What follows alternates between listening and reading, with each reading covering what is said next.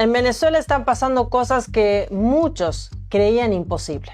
Por supuesto, consternado, golpeado emocionalmente, con mucho temor.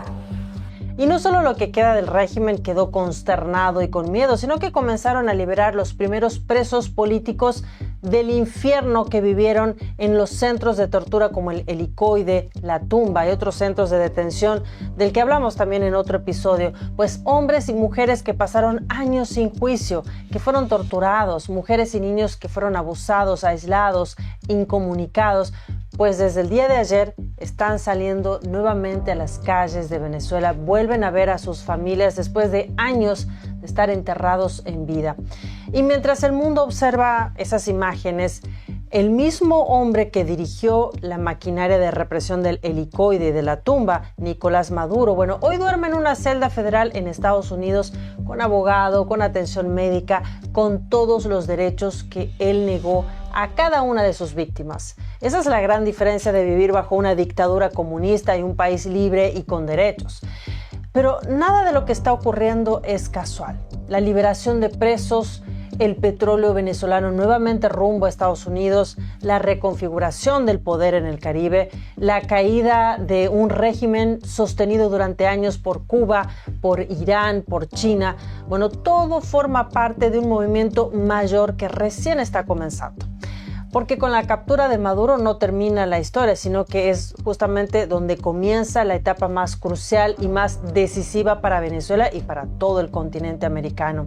Es así que hoy en América Revelada vamos a entender qué significa realmente esta liberación de presos que está negociando el régimen. Vamos a ver por qué Estados Unidos vuelve a recibir petróleo venezolano y por qué la región entera acaba de entrar en una nueva correlación de fuerzas. No se lo pierda. Muy buenas noches y bienvenido a América Revelada.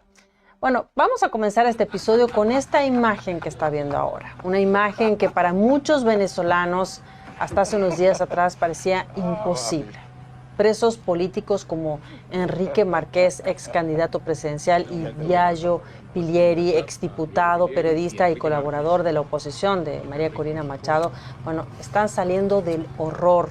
Vuelven hacia sus familias con abrazos, llorando de la emoción y con una mezcla de alivio y desconcierto, como si aún no terminaran de creer que ya no están más en manos del SEBIN.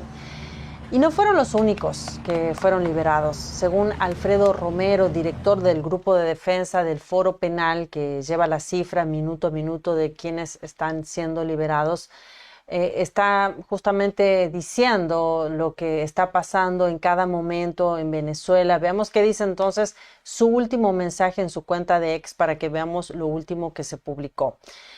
Según Alfredo Romero, dice que dentro de los 87 presos políticos de nacionalidad extranjera en Venezuela se mantienen 2 ciudadanos estadounidenses. También hay un ciudadano cubano con residencia americana. En total quedan 811 presos políticos en Venezuela que esperan su liberación. Luego dice que, muchos hablan de que son entre 8 y 11 los liberados, pero siguiendo los datos de justamente del Foro Penal, que sigue minuto a minuto las excarcelaciones, dice que ahora son 9. Hasta ahora solo son 9 las excarcelaciones de presos políticos que se han producido desde el 8 de enero. Y la persona que en este caso sería la 9ª es Aracelis Balsa, sería la 9ª presa política excarcelada. Y es interesante decir esto. Ella salió del Helicoide, fue excarcelada del Helicoide, ese lugar que hablamos, ese centro de detención que hablamos hace unos días en otro episodio. Es importante porque lo que cuenta aquí, que ahora se habla de liberación de presos políticos en Venezuela, lo que se liberó hasta este momento es un poco más del 1%. Sí, esto es importante tenerlo en cuenta porque dice que es un poco más del 1% de los actuales presos que están todavía en Venezuela, en diferentes centros de detención. En ese momento, hasta las 11 de hace 7 horas eran 8 y ahora son 9, como dije antes, y dentro de esos 9 hay 5 que son de origen español. Vamos a leer los nombres: José María Basoa, Vamos a volver. Bueno, aquí podemos ya decir los nombres. José María Basoa, Andrés Martínez Adasme. Acá hubo un error, justamente después lo arregló Adasme. Ernesto Gorbe, Miguel Moreno da Pena, Rocío San Miguel, también ella es española, venezolana. Y los que vimos en pantalla, sí, el video de Biagio Pilieri, Enrique Márquez y bueno, también Larry Osorio. Esas son las personas que hasta ahora fueron liberadas, que son, como dice aquí, un poco más del 1%. Esas son las excarcelaciones que hay hasta este momento. Y bueno, para quien no conoce a Alfredo Romero es el director del Grupo de Defensa del Foro Penal, que es una organización sin fines de lucro que defiende y promueve los derechos humanos en Venezuela. Es por eso que, bueno, seguimos la fuente de Alfredo Romero. Entonces, bueno, como vimos, también se liberaron 5 ciudadanos españoles, pero de los 20 que siguen presos en Venezuela. Es decir, que ahora quedan 15. Ayer los liberaron y ya estos 5 españoles partieron hacia su país, hacia España. Ahora, todo esto ocurrió luego que el presidente de la Asamblea Nacional de Venezuela, el señor Jorge Rodríguez Gómez, anunciara la liberación de personas. Así dijo, la liberación de personas. Escuchemos exactamente lo que dijo. A las instituciones del Estado ha decidido la puesta en libertad de un número importante de personas venezolanas y extranjeras, y estos procesos de excarcelación están ocurriendo desde este mismo momento. Considérese este gesto de gobierno bolivariano de amplia intención de búsqueda de la paz como el aporte que todas y todos debemos hacer para lograr que nuestra república continúe su vida pacífica y en búsqueda de la prosperidad. No sé si hay alguna pregunta que quiera hacer, ¿alguien? Dijo que un número importante, la liberación de un número importante de personas. Un número importante, no sé qué sería un número importante. No dijo de cuántos, y menos dijo que se trataba de presos políticos, dijo de personas solamente. Bueno, también hay que ver qué es lo que significa para este señor, para el señor Rodríguez, ese número importante de personas venezolanas y extranjeras. ¿Qué significará importante para el señor Rodríguez Gómez? Pero bueno, si seguimos los hechos, ¿sí? Porque es ambiguo, no sabemos qué significa importante. Si seguimos los hechos y los datos, hasta el momento que estamos grabando este episodio, solo se liberaron a 9 personas de las más de 800 que se conocen que están presas. Es por eso que los familiares de los presos salieron justamente con la esperanza, con la emoción que liberen a sus hermanos, a sus esposos, a sus padres que siguen todavía presos. Se fueron a la puerta del Helicoide y de otros centros de detención que sirvieron para torturar y abusar de muchísima gente, tanto venezolanos como extranjeros. Por ejemplo, hay 3 argentinos que siguen todavía en esos lugares. Por ejemplo, Nahuel Agustín Gallo, que está en pantalla, un suboficial de la Gendarmería Nacional Argentina que lleva más de 1 año detenido. El gendarme Gallo, a él lo detuvieron mientras cruzaba la frontera desde Colombia para Venezuela para visitar a su pareja y su hijo que estaban en Venezuela en ese momento. Y el régimen venezolano lo acusó de terrorismo, de espionaje y fue considerado como un enviado del gobierno de Javier Milei. Es por eso que lo encarcelaron. Bueno, Gallo quedó recluido en la cárcel de El Rodeo 1 en el estado de Miranda. Su caso, bueno, por supuesto, generó denuncias formales ante la ONU, la Corte Penal Internacional por desaparición forzada y el gobierno argentino, por supuesto, está reclamando su liberación inmediata. También hay 2 argentinos más, el abogado argentino Germán Darío Giuliani, que está detenido desde mayo del año pasado, 2025, que llegó también en abril por un viaje de trabajo, pese a las alertas de no viajar a Venezuela, y fue acusado de terrorismo, de mercenarismo y narcotráfico. Y estos cargos, bueno, la familia de Giuliani los considera infundados y también reclaman que no tienen ninguna noticia de él, ningún contacto con él. Otro ciudadano argentino-israelí de 72 años que está preso en Venezuela es el señor Jacob Harari, que no tenemos foto de él. Su caso está justamente, se mantiene un poco en sigilo. Él fue detenido hace 1 año y 4 meses al cruzar la frontera también desde Colombia. Pues el Foro Penal está siguiendo cada caso y es por eso que también estamos tomando los datos desde ahí. Y como vimos, se informó que ya hay 811 presos, es decir, que solo más del 1% ha sido liberado hasta este momento. Todavía hay mucha gente que sigue presa, ¿sí? Como estos argentinos. Hay varios que son también de otros países, muchos venezolanos, la mayoría. Entonces, bueno, son 9 los liberados.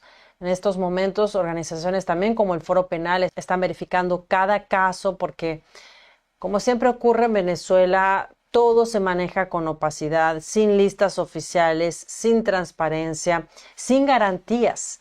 Pues como vimos, dijo un número importante de personas que van a ser liberadas, dijo personas venezolanas y extranjeras, ese fue el dato. No dijo la cantidad, no dio un listado, no dio nombres. De hecho, justamente desde que se anunció, desde que el régimen anunció, desde que el señor Jorge Rodríguez anunció que iba a liberar un número importante de personas, varias familias pasaron toda la noche de ayer rezando, esperando pacientemente en las calles que liberen a sus seres queridos. Quiero que escuchemos justamente lo que dijo una joven, lo que publicó ayer una joven en sus redes sociales. Hoy, 9 de enero, cuando son aproximadamente las 2:30 de la mañana, nos encontramos aquí los familiares de los presos políticos en las inmediaciones del Rodeo 1. Aún no hemos tenido información oficial sobre dichas liberaciones. Aquí estaremos esperando hasta que de manera oficial nos den alguna respuesta. Muy fuerte, porque no, justamente lo que queda del régimen no está dando ninguna seguridad a la gente. Solamente tomaron esa decisión, están mostrando esa forma de, bueno, de que están colaborando de alguna forma. Y aquí también me gustaría marcar un contraste, porque mientras Maduro, el hombre que justamente con Hugo Chávez ha convertido al helicoide, a la tumba y a las cárceles clandestinas del país en centros de tortura, hoy está durmiendo él en una prisión federal en Nueva York, con sus derechos garantizados, con atención médica, con representación legal, pues tendrá un juicio con estándares internacionales. Mientras que sus víctimas pasaron años sin abogado, sin atención médica, sin luz, sin juicio, sin contacto con sus familiares. Y algunos, como usted sabe, ni siquiera sobrevivieron para contar esta historia. Este es un contraste bastante fuerte que no es solo un detalle, es un mensaje, porque mientras Estados Unidos aplica su propio sistema judicial a quienes considera responsables de narcoterrorismo, el régimen de Caracas intenta dar señales de buena fe, liberando prisioneros, un poco más del 1%, para ganar tiempo, para negociar poder, para conseguir oxígeno, para recomponer alianzas internas y externas y sobre todo para evitar un colapso aún mayor, porque eso también advirtió a Estados Unidos, el presidente Donald Trump. Entonces muchos se preguntan si esto es el comienzo de una transición o es simplemente una nueva maniobra calculada de quienes todavía se quieren mantener en el poder en Venezuela. Ahora, hay una cosa que debe quedar muy clara. Estas liberaciones no borran lo que ocurrió dentro del helicoide, dentro de la tumba, ni de los cientos de centros clandestinos del país. No borran los años de tortura, no borran los muertos, no borran las familias que aún hoy están esperando noticias de los que aún no fueron liberados. Lo que está ocurriendo realmente es histórico, porque, bueno, para entender lo que está ocurriendo en Venezuela hay también que mirar más allá de los liberados. Porque, bueno, este 1% que recién liberaron son una señal política, nada más. porque estas liberaciones no son tampoco un acto de voluntad, son un movimiento, son una respuesta directa al nuevo escenario regional y global que se abrió desde el pasado sábado 3 de enero, cuando Estados Unidos capturó a Nicolás Maduro y a su esposa Cilia Flores para enfrentarlos a la justicia por narcoterrorismo. Ahora quiero que escuchemos lo que dijo recientemente Diosdado Cabello luego que Estados Unidos se haya llevado a su jefe con una operación estratégica. Por supuesto, consternado, golpeado emocionalmente, y uno pudiera decir, en el mejor de los usos de ese término, con mucho temor por la desproporción de los ataques contra nuestro país. Eso no puede ser aplaudido por nadie. No puede ser sin un motivo para ser aplaudido. No. Ahí lo que ocurrió ha sido muy grave. Para la humanidad ha sido muy grave. Yo he escuchado videos de la valentía del presidente Nicolás Maduro, que hizo lo que hizo para que nos siguieran bombardeando a Venezuela.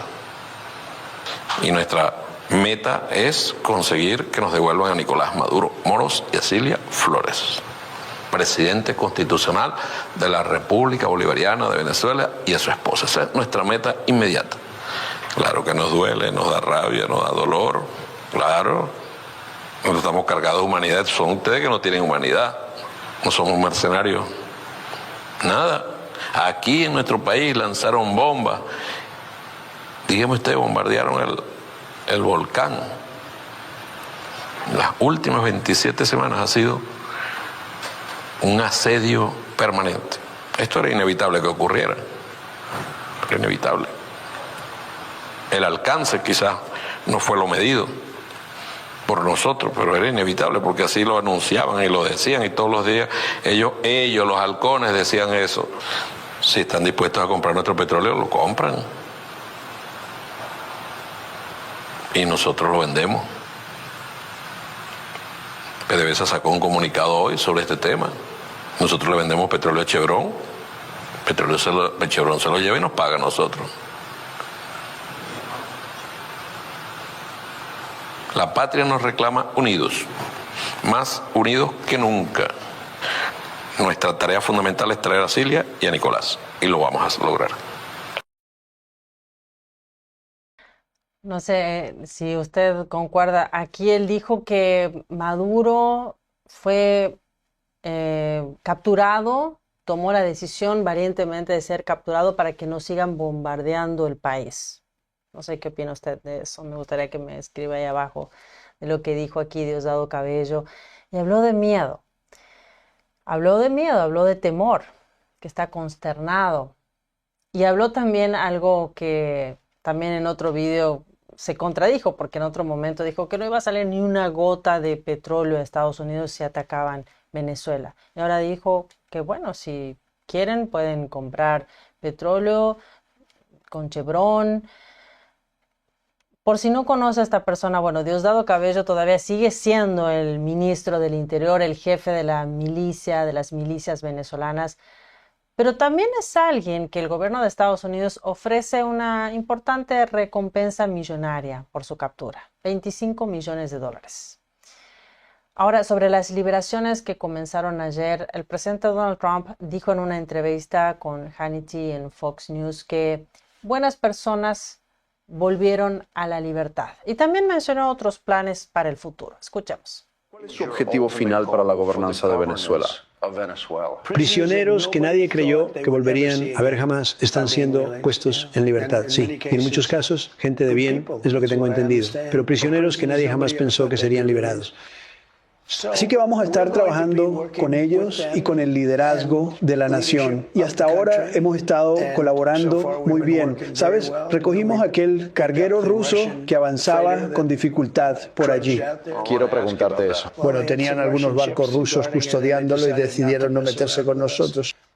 y tomamos ese, pero estamos tomando miles de millones y miles de millones de dólares en petróleo y serán cientos de miles de millones de dólares, serán billones de dólares, pero estaremos allí hasta que pongamos en orden el país. Veremos cómo le está yendo al país, pero estaremos controlando el petróleo. Nos reuniremos mañana con todos los grandes ejecutivos petroleros, estarán aquí mismo en la Casa Blanca, nos reuniremos con ¿sabes? La gente más importante del petróleo en el mundo. Todas las 14 empresas principales vienen aquí, van a entrar y reconstruir toda la infraestructura petrolera. Van a gastar al menos $100.000 millones y es un petróleo increíble el que tienen, una calidad y cantidad de petróleo increíbles.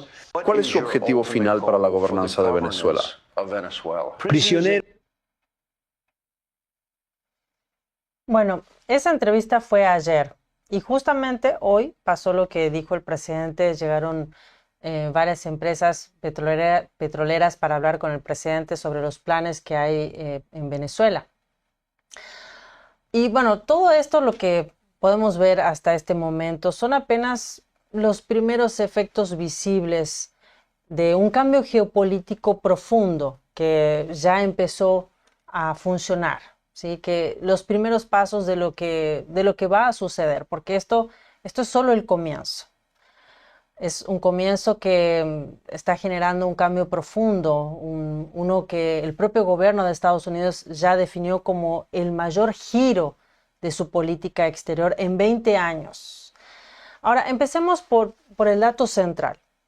Maduro no cayó por sanciones, no cayó por presión diplomática, cayó justamente por una operación militar y de inteligencia directa enmarcada en una nueva estrategia que Washington llama el corolario Trump, que es justamente una actualización de algo que hablamos recientemente también en otro episodio. Es una actualización moderna de la famosa doctrina Monroe, del presidente Monroe de 1823, que originalmente establecía que las potencias extranjeras, para esos años era en referencia a potencias europeas, para que no continúen interviniendo ni colonizando el hemisferio occidental, o sea, el continente americano. Ahora, esta doctrina parte de una premisa sencilla y también contundente. La seguridad de Estados Unidos depende de recuperar el control estratégico del hemisferio, expulsar actores del otro hemisferio, ¿sí? Extrahemisféricos como China, Rusia, Irán, también Cuba. Evitar también que cualquier país latinoamericano se convierta en una plataforma para amenazar al territorio estadounidense o para financiar redes criminales transnacionales. Y Venezuela era exactamente eso, un enclave para Moscú, para Pekín, para La Habana, para Teherán, una base de operaciones de cárteles y grupos ejercicios terroristas. Militares conjuntos entre Y China, un nodo Irán y de Rusia. tráfico de drogas Las fuerzas hacia navales Estados de los Unidos. tres países Por eso llevan la a cabo captura de maniobras Maduro en el no Golfo es de un Omán hecho en aislado, un es contexto regional justamente el explosivo. corazón, es el centro Pekín, Moscú de y una operación Teherán mucho más comparten grande. la voluntad de hacer Ahora frente bien, a lo que consideran la ¿qué tiene que hegemonía ver esto con estadounidense la en la escena liberación internacional? de presos Y ya habían desde el día de desplegado ayer? en marzo Bueno, del mucho. año pasado Tiene mucho unas que ver maniobras porque conjuntas en la después del día región. 3 de enero el régimen El Ministerio de venezolano Defensa perdió de su China pilar informó que las principal. operaciones que Lo terminarán que el queda en viernes Caracas ahora abastecimiento. está liderado por Delcy Rodríguez y su círculo más El inicio íntimo. de estos Ellos ejercicios intentan coincide con el evitar comienzo del una Ramadán. desintegración total del Estado venezolano. Rebeldes del hutíes de régimen. Yemen Y a por lanzar eso ataques contra el están transporte dando estas marítimo en el Mar señales, Rojo, presuntamente liberando en presos solidaridad con los políticos, como dije antes, un poco más del 1%, para mostrar moderación y buscar legitimidad, para restablecer parcialmente envíos de petróleo a Estados Unidos. Como gesto de apertura económica también intentan renegociar espacios políticos internos para evitar salir del poder también, por supuesto. Pero detrás de estos gestos hay un cálculo aún más grande. Venezuela necesita desesperadamente volver a vender petróleo a un mercado estable. Y Estados Unidos necesita estabilizar el flujo energético en la región con una condición clave también: que el crudo venezolano no financie más dictaduras ni redes criminales.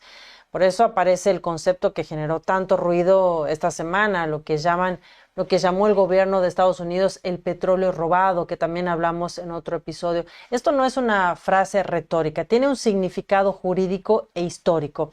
Estados Unidos sostiene que parte del petróleo venezolano, especialmente el que se desvió hacia Cuba, hacia China e Irán mediante acuerdos opacos, mediante triangulaciones y subsidios políticos, bueno, fue utilizado para fines ilegales y para financiar estructuras hostiles a Estados Unidos. Y que Venezuela, bueno, violó acuerdos internacionales al expropiar activos, al expulsar a empresas estadounidenses y usar a PDVSA como la caja negra del régimen. En América Revelada también hablamos sobre este tema. Si se perdió ese episodio, le dejo también aquí arriba, esa es la carátula, le dejo aquí arriba el enlace de ese video en el que hablamos en profundidad desde cuándo comenzó la explotación del petróleo en Venezuela y cuáles fueron los actores en ese tiempo. Es interesante que vea ese episodio porque esto explica por qué el presidente Donald Trump y el vicepresidente J.D. Vance dijeron recientemente que ese petróleo debe volver al país. No se refieren al crudo físico, sino al control estratégico de esa industria. Entonces, bueno, ¿por qué ocurren ahora estas liberaciones? Porque justamente es la forma que tiene lo que queda del régimen, de la administración interina de Caracas, de decirle al mundo, estamos dispuestos a negociar, queremos la paz, como dicen. Pero atención, negociar no es entregar, negociar no es democratizar. Negociar es ganar tiempo mientras resuelven cómo reorganizan el poder sin Maduro, cómo evitar que la estructura colapse y cómo sobrevivir en un país donde literalmente las Fuerzas Armadas están divididas entre personas leales, ¿sí? Lealtades internas, entre presiones externas y miedo, como dijo Diosdado Cabello. Y aquí viene el punto más importante. Las liberaciones también responden a presión, no a convicción. Responden a un cálculo, no a un cambio moral. Responden a un reacomodo de poder. No están respondiendo a la justicia. Pero aún así también representan algo que no se veía desde hace años. Una grieta real de lo que representa la impunidad del régimen. Se está agrietando. Porque desde 1999 el proyecto bolivariano tuvo 3 pilares. Un liderazgo fuerte, primero Chávez, luego Nicolás Maduro. Tuvo el control absoluto del petróleo. Y tuvo la alianza estratégica con Cuba, con Irán, con Rusia y con China. Pero esos 3 pilares ahora están fracturados. No tienen liderazgo porque Delcy Rodríguez no tiene legitimidad interna, tampoco popularidad. No tienen control del petróleo porque ya no deciden a quién vender ni cómo usar esos ingresos. Y sus aliados internacionales están replegándose, especialmente Cuba, que acaba de perder miles de millones que recibía en subsidios venezolanos desde hace años. En pocas palabras, el chavismo sobrevive, pero ya no gobierna. Estados Unidos ganó una ventaja estratégica inédita, importante, pues por primera vez en décadas Washington consiguió neutralizar al líder de un régimen hostil sin una invasión. Sin ninguna pérdida, solo a través de una estrategia, de una operación, sin causar ni una muerte estadounidense. Consiguieron interrumpir redes de narcotráfico, lavado, financiamiento internacional, consiguieron recuperar parcialmente también el flujo energético de Venezuela bajo condiciones supervisadas y algo muy importante, reducir la influencia de China, de Cuba y de Rusia, también de Irán en el Caribe, que son los principales enemigos de Estados Unidos. Esto altera completamente el equilibrio geopolítico del hemisferio. Por supuesto que, bueno, ahora hablando de los presos, de los presos políticos y de la transición que todo el mundo espera, la transición pacífica en el gobierno. Por supuesto que todos quieren que eso ocurra cuanto antes, ¿verdad? Una transición democrática en el país.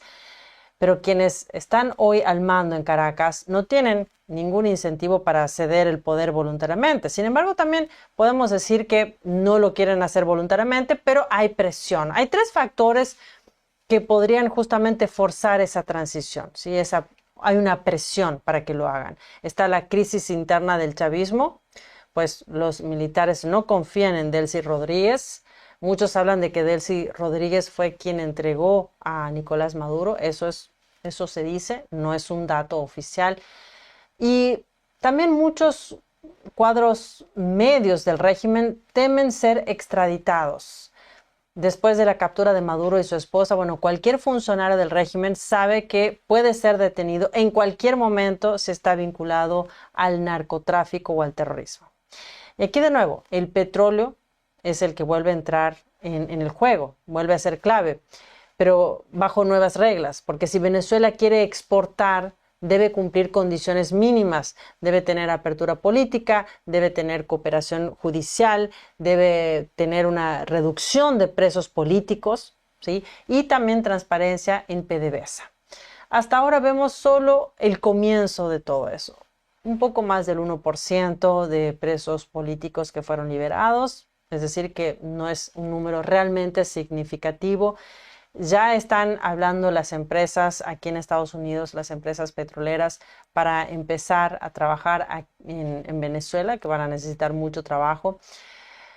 Ahora, sin eso no va a haber ingresos. Si no siguen las reglas de Estados Unidos, no va a haber ingresos, y sin ingresos no hay régimen.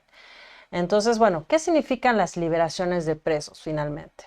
Son importantes, pero no significan libertad real, porque no se sabe a cuántos presos finalmente van a liberar, no están derogando leyes represivas, no están desmantelando el SEBIN ni otros departamentos represivos, no están tampoco restaurando derechos políticos. O sea que hasta ahora parece ser solo un gesto, ¿sí? Algo significativo, algo simbólico, no reformas.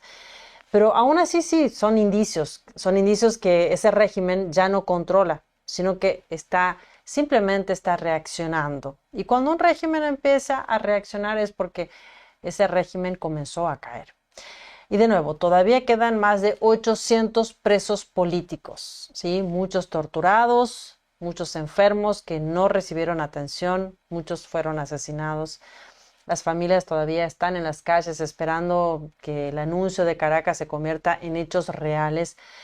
Pero mientras, bueno, no desmonten el SEBIN, mientras no desmonten la tumba, ese centro de detención que hablamos ayer, que está 5 niveles abajo, donde no hay luz solar, donde están totalmente aislados. Bueno, sigue abierta, esos centros de detención siguen abiertos. Mientras el helicoide también sigue funcionando, que también hablamos en otro episodio, pues son símbolos de que Venezuela no es libre todavía. Ahora la pregunta que me puedo hacer es, bueno, ¿qué va a hacer el mundo? ¿Y qué estamos dispuestos a hacer nosotros aquí? Porque un preso liberado es una esperanza, pero un preso que sea olvidado es una derrota moral para todos. Pues Venezuela no necesita solo promesas, la gente espera más, la gente necesita hechos, los venezolanos necesitan hechos, necesitan que se cierren definitivamente esos centros de detención, que todos los torturados enfrenten la justicia, que las víctimas sean escuchadas y que nunca más una persona sea encarcelada por pensar distinto. En otro episodio también compartimos algunas declaraciones de presos que ahora están en libertad, que cuentan el horror que vivieron en esos centros de detención y tortura, así que también le dejo aquí arriba el enlace, esa es la capa, esa es la imagen de ese episodio para que lo busque en nuestro canal. Si no, bueno, toque el enlace y lo va a llevar a ese episodio para que usted los escuche, para que pueda compartir con todos sus contactos, porque hoy hay muchas personas en el mundo que no conocen la maldad que describen los sobrevivientes de ese lugar, del sufrimiento que atravesaron. Sin embargo, podemos ver hoy en día que en diferentes países se ven manifestaciones a favor y en contra de la captura de Nicolás Maduro. Muchos están en contra de la captura de Nicolás Maduro, hay gente que está a favor. Entonces es importante en todo esto que estamos viendo en el mundo entender qué es lo que realmente está pasando, qué es lo que están viviendo los venezolanos, qué vivieron todos estos años, por qué hay más de 8 millones de venezolanos que salieron del país, ¿por qué? Pero bueno, Es importante informarse porque, como vemos, muchos no parecen conocer todos los hechos, no parecen conocer la realidad de lo que vivió la gente bajo el régimen de Venezuela. Por eso, bueno, desde América Revelada vamos a seguir poniendo la luz donde otros prefieren mirar hacia otro lado.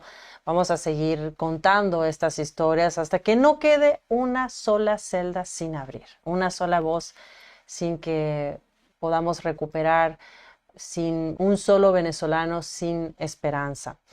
Ahora, esto quizás no quede solo en Venezuela, porque esto tiene una repercusión en todo el continente. Pues mire este artículo de Epoch Times, es interesante. Vamos a ver qué dice. Dice que el presidente Donald Trump advierte que Estados Unidos iniciará operaciones terrestres contra cárteles en México. Esto es importante. Dice, hemos acabado con el tráfico de drogas por vía marítima y ahora vamos a empezar a atacar por tierra a los cárteles. Eso dijo el presidente estadounidense.